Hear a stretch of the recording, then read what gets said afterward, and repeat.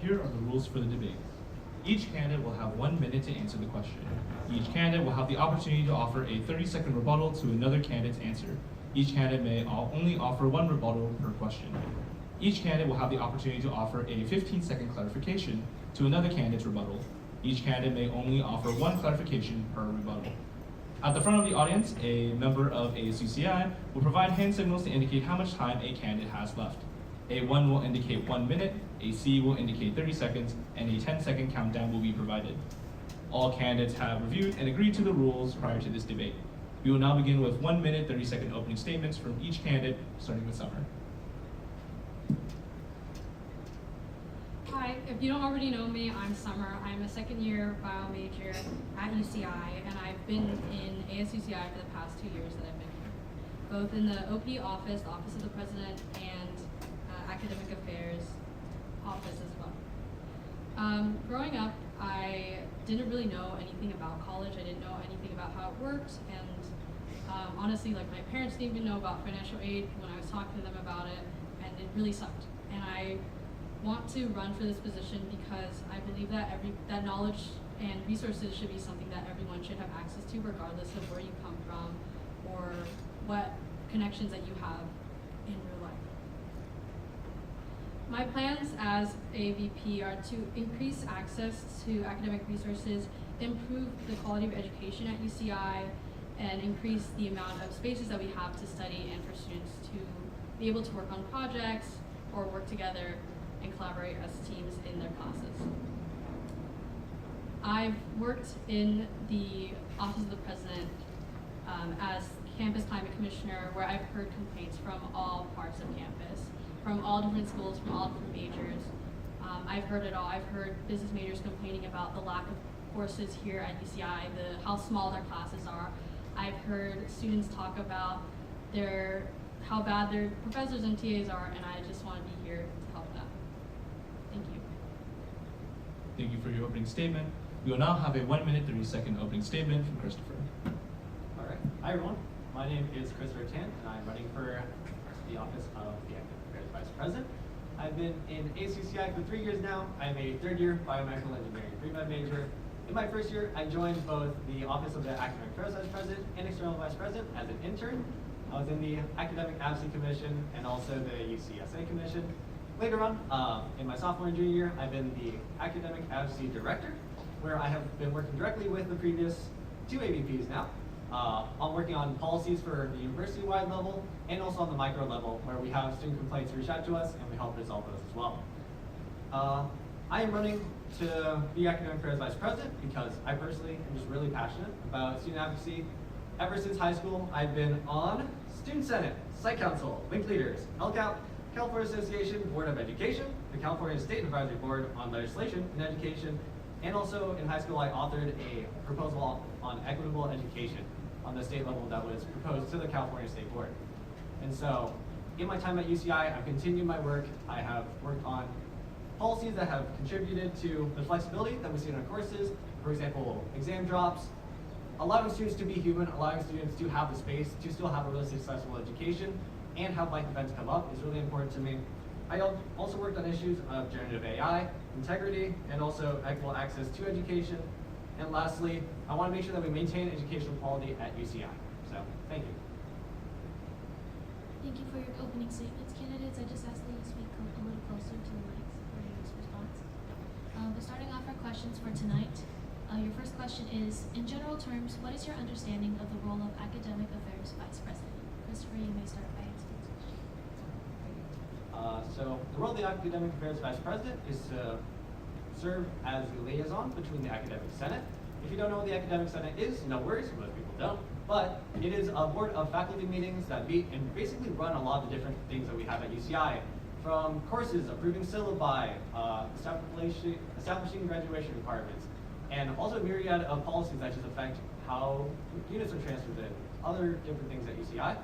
And so being in those faculty meetings, ensuring that they are addressing all student needs, because often transfer students, international students, a lot of our marginalized populations at UCI are overlooked, and making sure that they are seen and have a voice in those meetings. Also, you oversee the Office of the Academic Affairs Vice President, which has a lot of programs such as our engagement, resources, speakers, and outreach commissions, which support students directly through resources and programming. Thank you. Thank you for your response. Summer, you may answer the question. In general terms, what is your understanding of the role of Academic Affairs Vice President? The role of Academic Affairs Vice President is, I would say, is to just really serve the students as a megaphone and to listen what students say and repeat it back to admin, because a lot of admin don't really hear what individual students might say, but they might listen to someone that, you know, is there at their meetings, sitting there in front of them, telling them, hey, you need to change this, you need to change that. The position is a vessel for students to voice their complaints and concerns, and probably the biggest advocate for students in regards to academic affairs. They ensure that students receive a fair and proper and exceptional education at UCI, when oftentimes that is not the case. Our university says that they are the best, and I honestly believe that the Academic Affairs Vice President, their job is to ensure that statement is true. Thank you. Given the pool of candidates running in this election cycle, why are you uniquely qualified for the position of Academic Affairs Vice President? What distinguishes you from the other candidate? Summer, you may answer this question first. I think what distinguishes me from Chris, I would just say that I think my experience here as a student, I'm sure his is greatly different than mine, just because we're in different majors, we're different people, we have different lives. I would honestly say that because of the people that I've gotten to know here at UCI has been such a diverse cast of people. It's from all schools, from all majors, all over the campus. I have friends in the arts, I have friends in engineering, friends in business, I have friends everywhere, and I've heard it all. I honestly think that I'm different just because I've heard it all, and I've tried to do what I can in my current position as campus climate. Although it doesn't overlap with the academic affairs, I try to advocate, I email, and I just reach out to see if anything can be done, if possible. I would just say what distinguishes me is that I listen and I try. I try as much as I can. Thank you. Christopher, the same question for you. Why are you uniquely qualified for the position of Academic Affairs Vice President? What distinguishes you from the other candidates? Okay, first and foremost, I would also love to say that I deeply value the diverse student body that we have at UCI. As my 7th year as a student representative, I've probably heard thousands of different perspectives. Each student lives their own life and has their own unique circumstances, and oftentimes in a university as large as ours, policy doesn't cater to the individual, it caters to the majority. And so ensuring that the student who has enrollment issues because they're struggling to provide for the family at home, et cetera, like that, ensuring that they are also incorporated and supported by our university and its value is important to me. And I would also like to say that I'm entering my 3rd year in this office. My commission meeting is the only one where the academic affairs vice presidents have actually attended weekly in the past, and so I've gotten to see a lot of different aspects of the role, and I would like to continue the growth of our office. It has been really special, a really special place to me at UCI, so thank you. Thank you for your responses. Your next question is, what do you believe is the most important academic issue to the student body, and how would you address it as Academic Affairs Vice President? Christopher, this question's for you. So it is hard to choose one specific issue because we have such a large student body, and I also want to make sure that I address all issues that come to me. But if I had to choose one, I would say we are currently facing a large educational quality crisis. As courses continue to get larger and larger, as we continue to have a larger student body, ensuring that each class is still giving value to our students. We have seen a push towards online classes, which are low quality, don't actually provide any value to a lot of our students. And so making sure that the policies that are passed are actually valuing the education of our students and not just valuing the money for the university. Thank you for your response. Summer, same question. I think the most important thing, there's a lot of issues that obviously we can't cover in one answer. I think the most important thing is I would say accessibility to academic resources and just knowing what's going on campus. I don't know about you, but I can't name every single course here on campus. I can't tell you like what course and how much it costs externally beyond just tuition. And I think that's something that a lot of students need to know about before enrolling, but also just resources beyond the classroom, resources that will help you, in your career, because we're going to university for education and a degree, but also for our careers, for our future. And I think a lot of people need to know what steps they need to take to achieve whatever goals they may have, and also what options they may have as well. So I want to attack that just to advocate and advertise more of the resources that we have here at UCI. Moving on to questions about the responsibilities of the Academic Affairs Vice President. The Academic Affairs Vice President oversees undergraduate representatives to the Faculty Academic Senate. The following is a two-part question. What is your understanding of the scope of the Academic Senate, and how would you equip representatives to effectively advise on student interest? Summer, you may answer this question first. The Academic Senate, as I know it, is our gateway to creating actual change at UCI in regards to academic affairs. They represent the students. They represent the students and also what change that can be made. So they are kind of like our speakers. If the representatives mention something, the Academic Senate is forced to listen, and hopefully they do commit to that change. And if not, the representatives have to hold them accountable, and the AAVP as well. I believe that a diverse group of representatives is what will allow the Academic Senate to be utilized effectively and efficiently.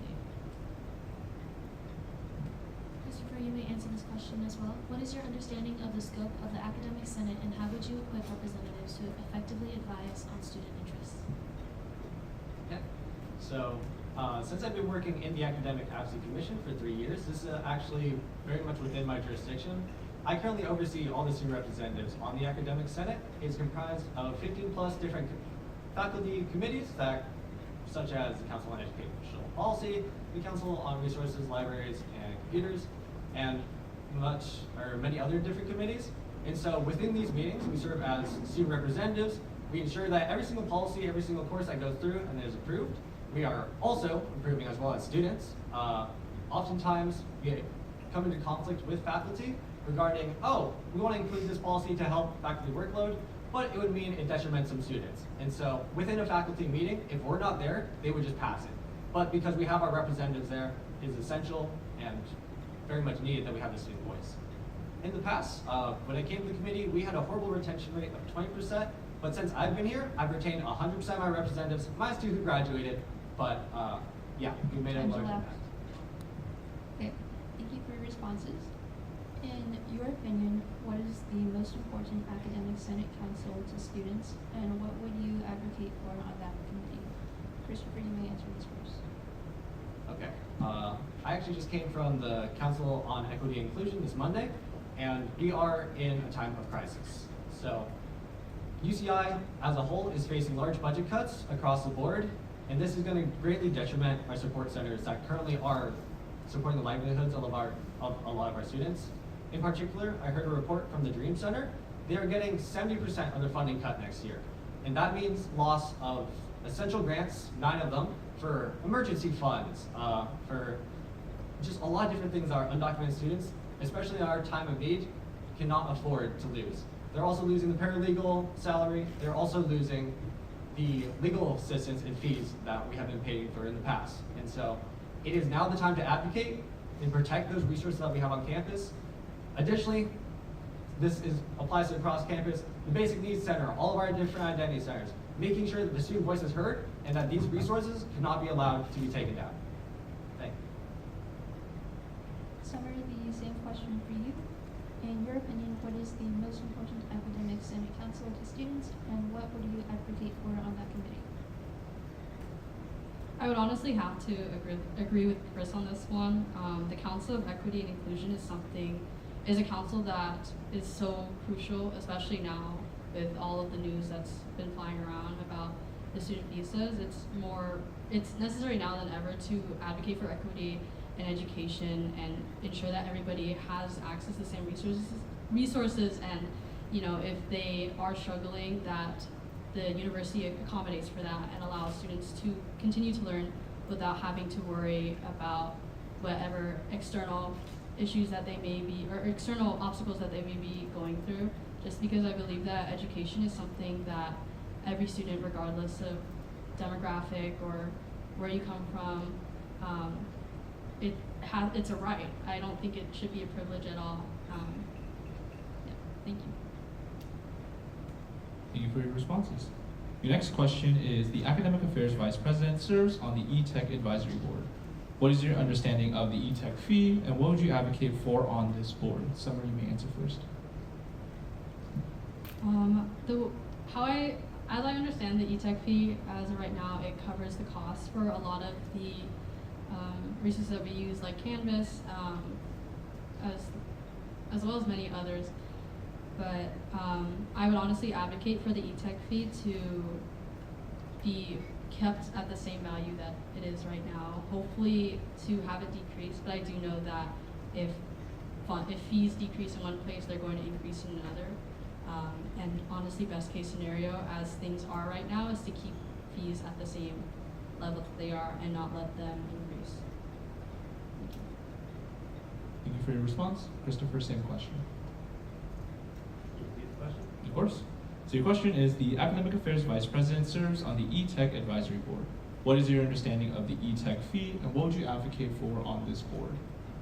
Okay, so the E-Tech fee is used to support the technical needs of our campus in supporting education.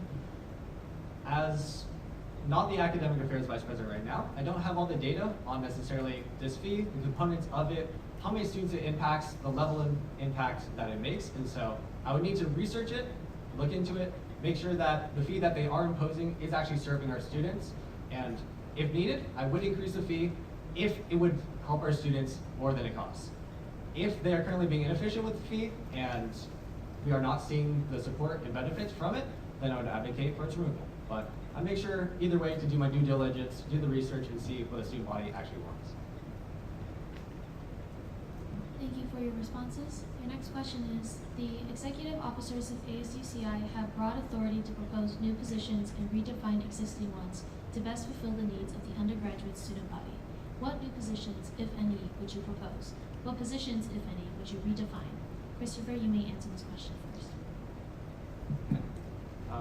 So, being in this office for 3 years, I have seen many directors come through, many interns, and I also have seen a lot of room for growth in our office. In particular, I want to do more outreach and more advocacy to our student body so that the student body actually knows what ASUCI is, knows that we are a resource for them to make academic policy changes at UCI.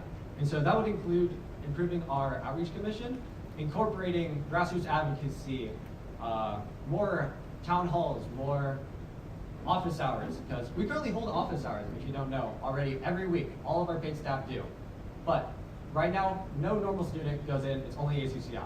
And so I want to change that. I want to make sure that we are reaching out and hearing the student voices that need to be heard, and making sure that our communication goes both ways. The students hear the faculty, and the faculty hear the students. Thank you. Summer, you may answer this question as well. What new positions, if any, would you propose? What positions, if any, would you redefine?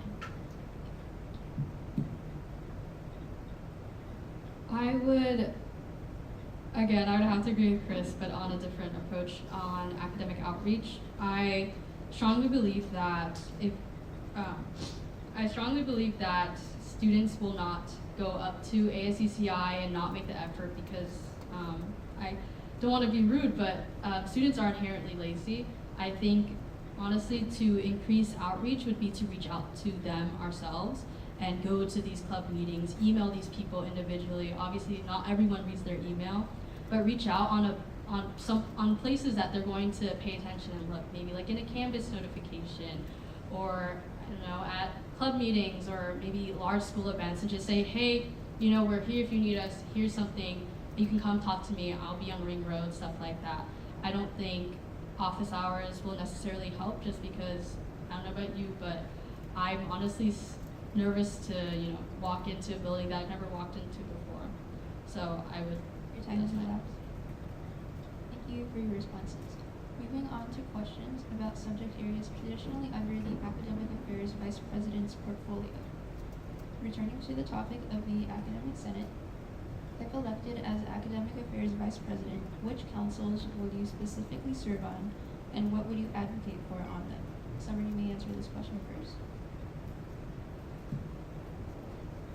I honestly do not know all the councils at the top of my head, and I wish I could tell you, but I unfortunately don't know.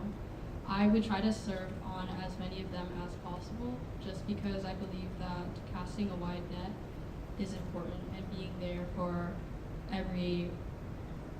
there to try to talk to every part of the campus is necessary as AAVP. I understand that it is a large time commitment, but running for this position already proves commitment to this time commitment. So, thank you. Christopher, the same question. If elected as Academic Affairs Vice President, which councils would you specifically serve on, and what would you advocate for on them? Okay, so I already do serve on the Academic Senate. I have for 3 years, and I think, served on every single council except for one. And so, if I am elected Academic Affairs Vice President, I would show up to, I would say, most important ones for me right now are the Council on Educational Policy, to incorporate more course flexibility and to allow for student support in these trying times, and for the Council on Planning and Budget to address the issues that we are seeing right now, with our support centers being taken down, and with just budget cuts across the department. Students are losing their stipends, students are losing their research grants, and so making sure that the money is allocated to where it needs to be prioritized, and making sure that we can minimize the impact of these budget cuts. But that said, I also would be in the academic ASUCI meetings every week, talking with every student representative and having my say in every single academic affair, or every single academic senate meeting, and making sure that the students are represented properly. Yeah.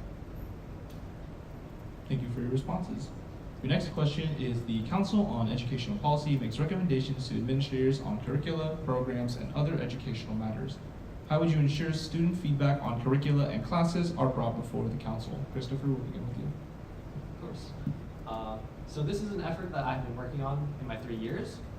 We are having students give reports to the Academic Senate, taking up a mic and basically going, hey, these faculty meetings that normally are just going through the agenda items that they go through every year, let's talk about the students. Let's put it on the agenda and actually make it a priority. And so, sorry, can you repeat the question?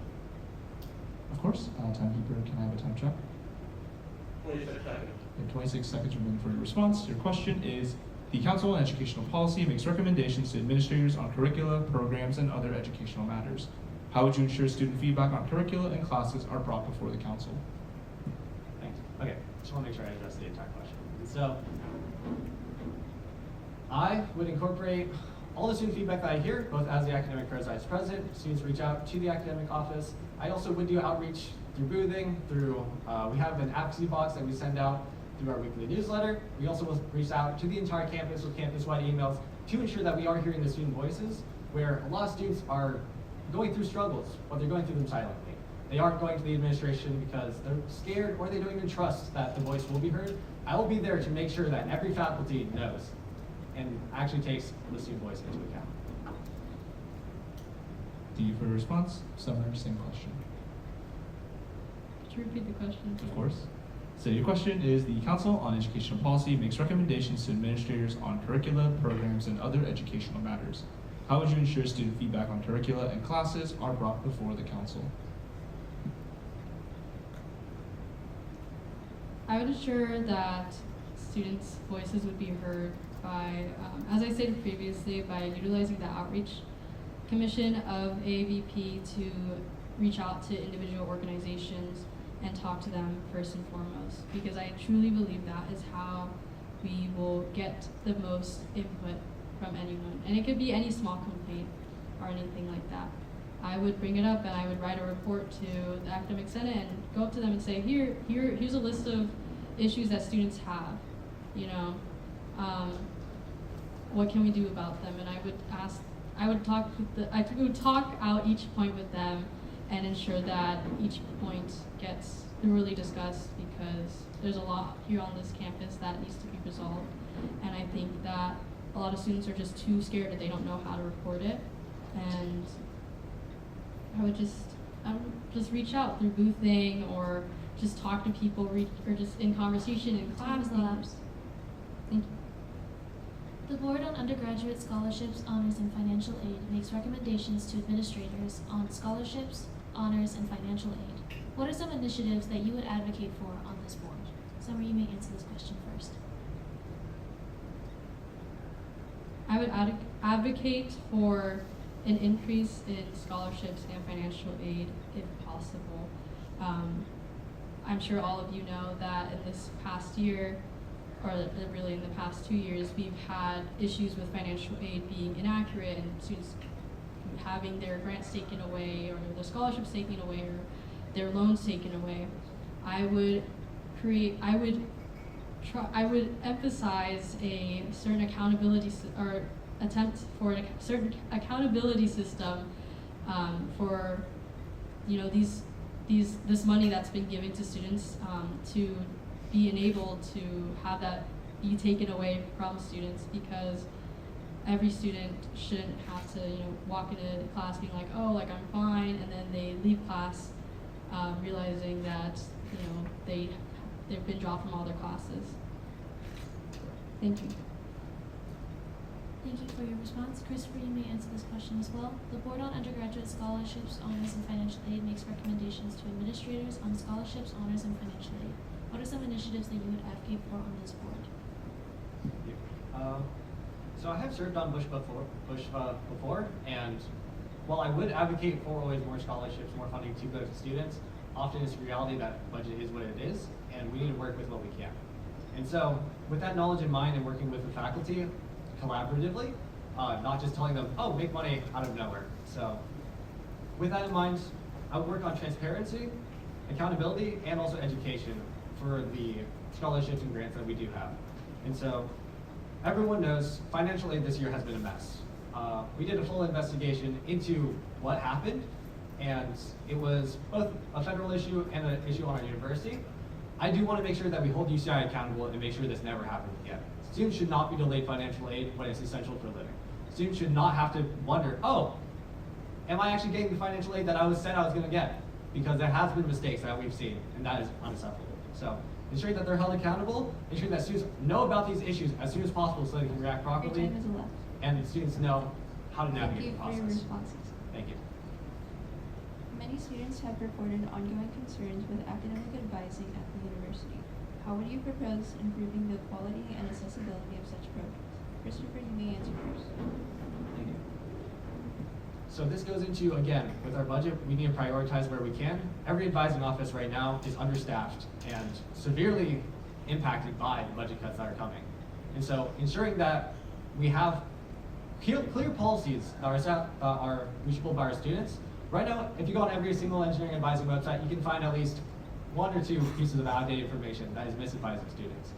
And so looking into that, making sure that the resources that students have are up to date and actually good for students, and also reaching out to every school and seeing what is happening, what is the need, and establishing relationships and connections so that we can actually give them the advice and let them know the issues that the students have been facing. Thank you. Summer, the same question for you. Many students have reported ongoing concerns with academic advising at the university. How would you propose improving the quality and accessibility of such programs?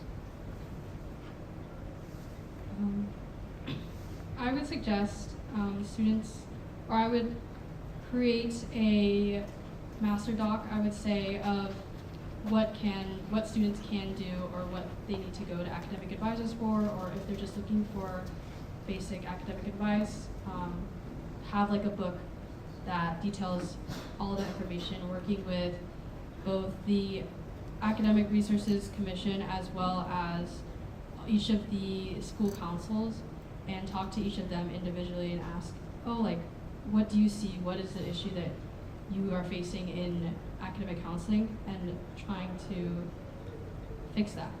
I do understand that a lot of it is due to a lack of funding and a lack of counselors that are there. I agree with Chris in the sense that the websites are outdated, especially the appointment sites, and a lot of that needs to be fixed. But I do believe that this is all things that we can do. We just need to put Time time has forward. elapsed. Thank you for your responses.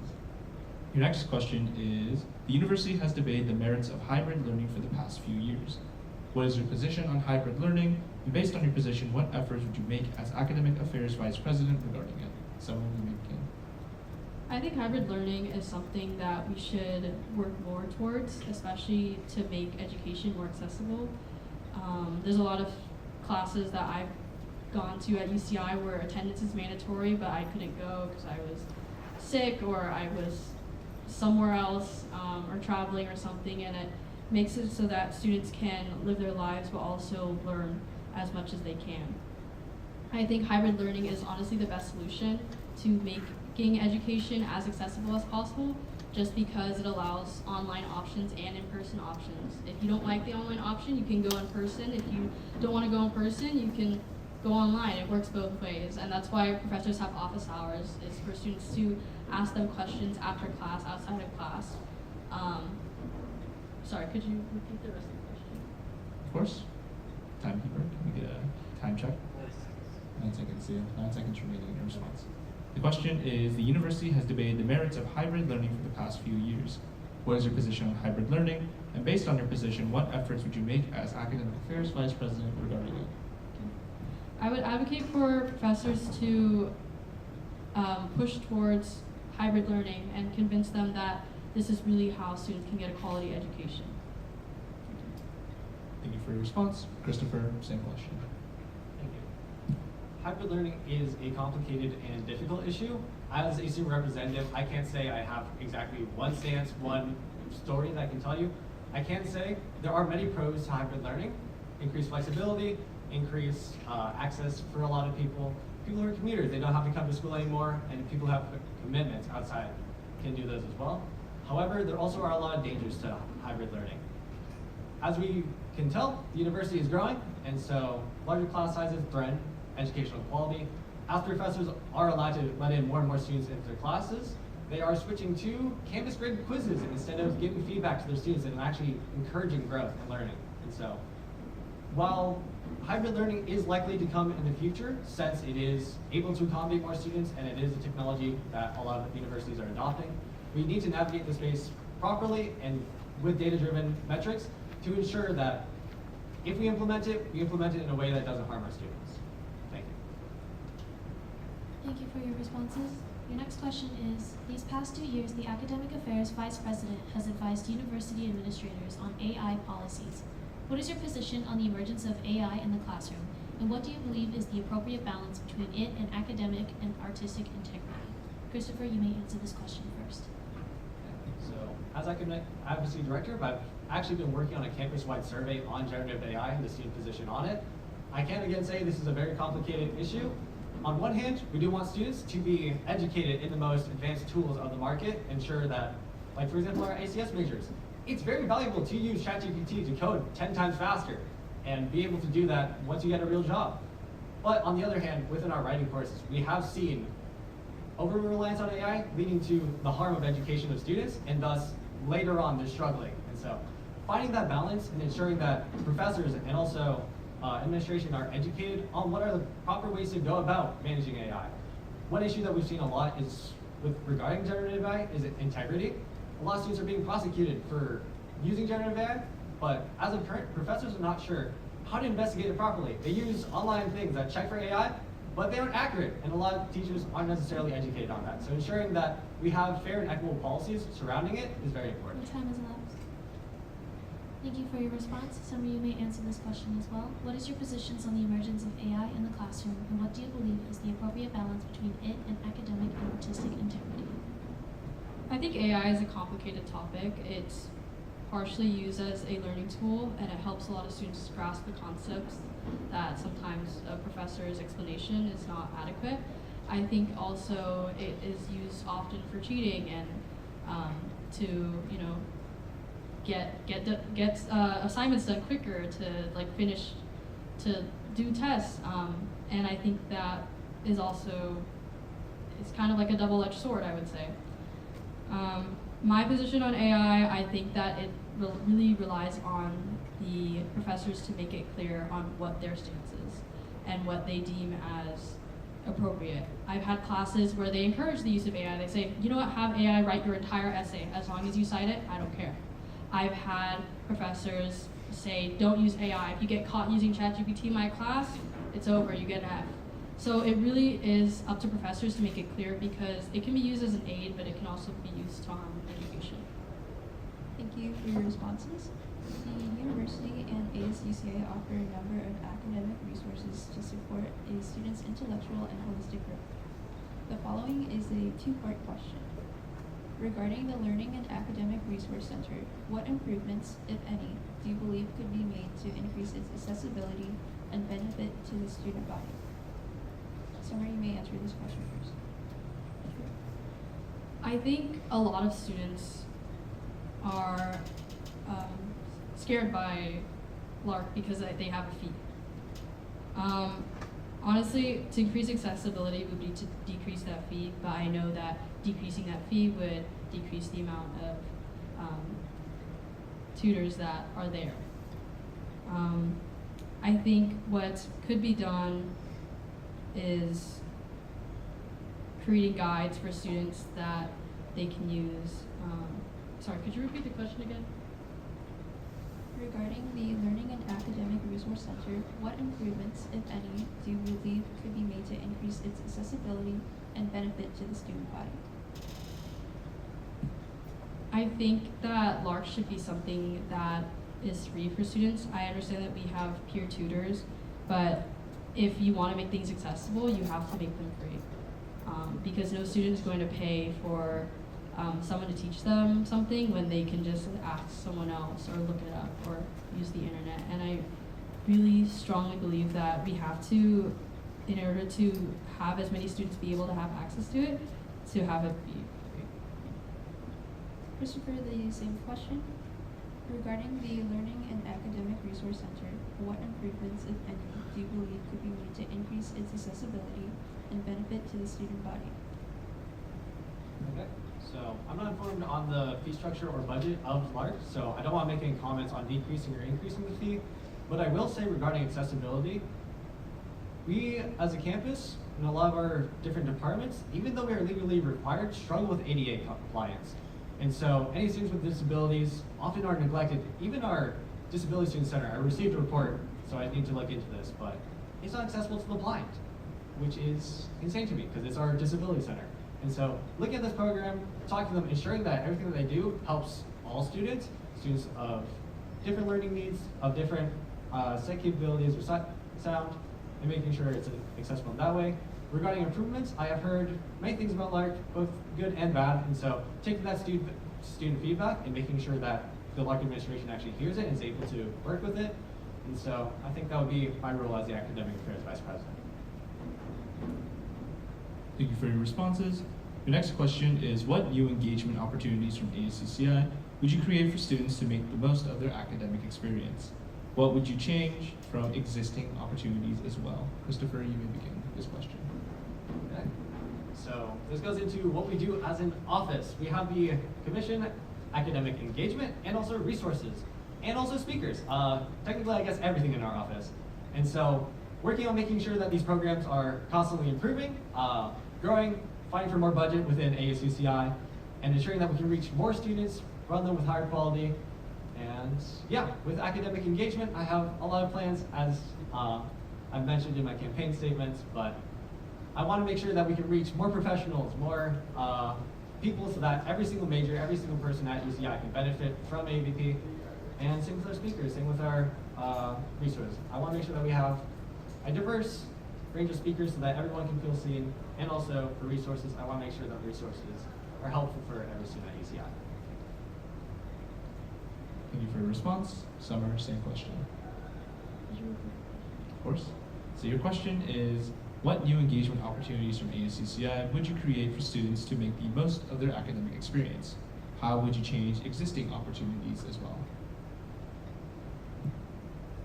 I think AAVP does an okay job of utilizing the commissions that we have here in the office, but I think that there is a lot of room for improvement just because a lot of students may not necessarily know what's going on with ASUCI as a whole, which is not anyone's fault necessarily, but it would start with academic engagement, reaching out to the alumni network that we have here on campus, as well as each of the RCOs and seeing who they know. Because I don't know about you, but every club, at least every pre-med club here on campus, every pre-health club on campus knows or has connections with people in the fields that they're trying to go to. So reach out to people that might already know people and connect that way. With speakers, again, having diverse speakers speak at UCI about different life experiences in regards to outreach, reaching out to individual RCOs individually and talking to them. Time has elapsed. Thank you. Thank you for your responses. Your next question is Zot Talks, which is currently under the Academic Affairs Vice President, consistently remains one of ASUCI's most popular events. What are some changes you would make to how Zot Talks are conducted and why? Summer, you may answer this question first. As of right now, I see Zop Talks as kind of I would say the fun part of AAVP. Everything else isn't necessarily boring, it's just more work-like. Speakers, as I see right now, does an amazing job of getting a diverse group of people to talk about their life experiences. Just from what I've seen so far, they have to balance between having speakers that are both interesting and captivating, as well as educational and philanthropic. And I think it's a difficult balance to have both, especially with students who only care about the fun side of things, not the educational side of things. I think speakers, as of right now, I think they're doing a good job. The only thing that I wish in a perfect world to have would be an increase in budget, just because prices go up, so do the costs of speakers on here. But yeah. Christopher, same question. What are some changes you would make to how Zot Talks are conducted and why? Okay, so I do have to say I love Zot Talks as a current. It is an amazing event and reaches hundreds of students, which is absolutely a great thing to see. One thing I would like to work on is the speaker choice and making that more of a transparent decision that reflects the wants and needs of our campus. As a current, the speaker directors who talk directly with the AAVP and our pro staff, and we decide internally. But I want to get the student voice involved in that, making sure that who we bring to UCI, who we invest in our time into, also counts. Also regarding speakers, because it pulls so much traction from the student body, I want to use it as an opportunity to share about what we do in ASUCI. Have all of our different commissions showing up and being like, oh, while you're here waiting in line, why not talk to us about all the different ways that we can help you, support you with resources and things like that. So I think it's a really great opportunity to reach the student body. So, yeah. Thank you for your responses. The Undergraduate Research Opportunity Program provides students an important foundation for research. How would you promote the accessibility of this program, particularly to students who have never conducted research before? Christopher, you may answer this question first. Sorry, can you repeat the first part of the question? The Undergraduate Research Opportunity Program provides students an important foundation for research. How would you promote the accessibility of this program, particularly to students who have never conducted research before? Okay. Yes, I have participated in Europe, and it is an amazing program. I would encourage and work with our engagement directors to reach out to the Europe Center, create events and show we are present on campus and how to get involved with research. Holding events like, oh, how to get into a research lab, how to email a professor, how to do all the interviews, and making the process that often is a barrier for a lot of students who have never been to a university before, who haven't had parents or brothers or sisters go through this process before, making that process known and out to the public through events, through outreach, also through our social media, Instagram, campus-wide emails, and etc. Making sure that this information is accessible and of high quality as well. Summer, the same question for you. The Undergraduate Research Opportunity Program provides students an important foundation for research. How would you promote the accessibility of this program, particularly to students who have never conducted research before? I am someone that has been in that shoe. I've been in those shoes. I've never done research before UCI. Didn't even know that research was even an option. I just thought people just learned about stuff and made books about it. I think it would be important. It would be good to create a guide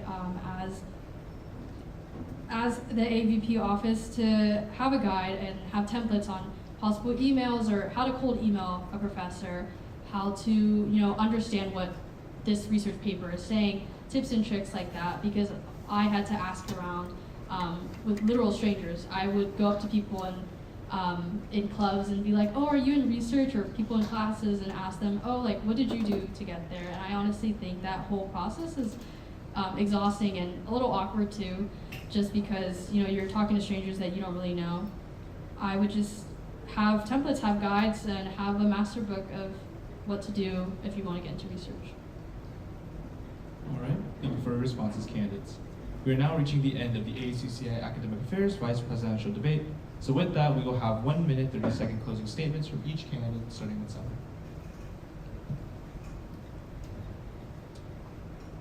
Hi again, I'm Summer. I am a second-year bio major once again. I'm running for AAVP just because I care about students. I've been in your shoes if you're lost, if you feel lost, because I wasn't fortunate enough to grow up with parents that understand and know everything about college and what to expect. So I honestly went in here blind, and I don't want anyone else to, be as blind as I was going to college. So I want to be an advocate for students because I've been there, I've been in your shoes, and I care. I will try my hardest. I will listen to everything, every little thing. I will stalk the Reddits, stalk the Discords. I will read up on everything, anything as possible, because that is how UCI communicates.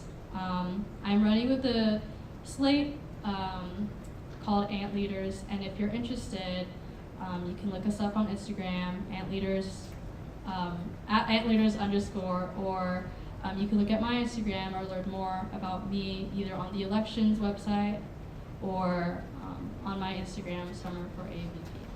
Thank you. Thank you for your closing statement.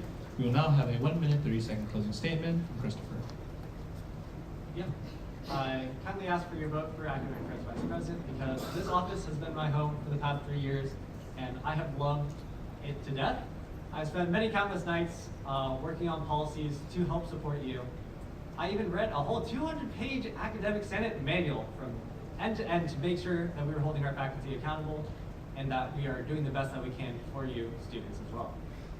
I am running to make sure that we have equitable access to education, that we have quality education at UCI, and to ensure that your voice is heard on the academic senate, on every faculty meeting, all the different deans, all the different vice chancellors. I want to be in the room advocating for you. And so, if you ever see me on campus, please say hi. I love to meet new people. I also love to hear new perspectives. And I know, as a representative, I don't know everything, but I try my best to reach out, to learn as much as I can, and to ensure that I can represent the diverse student body that we have at UCI the best I can. I am running with Ant Year Pact. That is my slate. If you want to learn more information, you can check it out in my Instagram bio, at @ChrisTan for AAVP. But yes, thank you so much for listening and participating in our election. It is really important to the student body, so thank you so much. Thank you for your closing statements, candidates. This concludes the ASUCI Academic Affairs Vice Presidential Debate. Please give our candidates one final warm round of applause as they exit the stage.